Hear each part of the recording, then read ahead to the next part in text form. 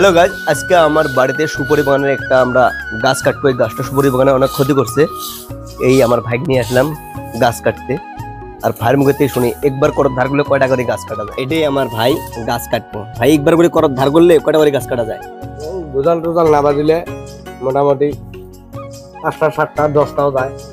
মানে একবার করত ধার করলে যে গাছের মধ্যে গোজাল টোজাল যদি না থাকে তাহলে একদম 10টা ভাইয়ের মুখের থেকে আমরা শুনলাম। আর গাছটা কিভাবে কাটবো আজকে আমরা দেখাবো। আর গাছের মতো গাছ হলে পারলি হলে একটা গাছ হচ্ছে 4 বের ধারা বলে। ভাই তুই এই কামটা কতদিনে থেকে করিস? 17 বছর থেকে করো।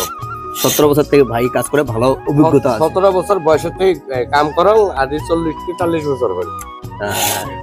ঠিক আছে। আর গাছ কেমন করে কাটা, কেমন করে ফেলায় সম্পূর্ণ ভিডিওটা। এটাই হলো আমার সুপারির বাগান। এই আমরা সেই গাছটা কাটতে যেতে আছে। এই দেখেন আমার ভাই যেতে আছে, গাছ কাটতে লাগবো আমাকে। দেখেন এই গাছটা অনেক সুপারির বাগানটার অনেক ক্ষতি করে এই গাছটা। তাই আমরা আমার ভাই গাছের তোলা সিস্টেমটা দেখেন একটু। মুখে দাও আর কোমরের নিচে যে রশি, আর এই দেখেন উপরে উঠতে আছে।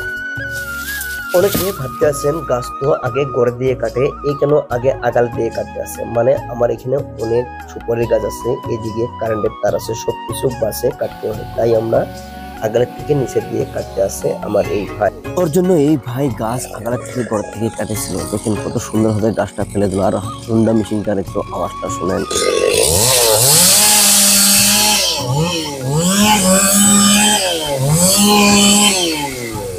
গাছটা দেখে কিভাবে কাইটা ফেলে দিল আমার গাছ কাটা ভাই। এই হুন্ডা মেশিনটা কি দিয়ে চলে জানেন? পেট্রোল আর মোটরসাইকেলের যেগুলো পুরানো মোবিল আছে সেগুলা দিয়ে চলে।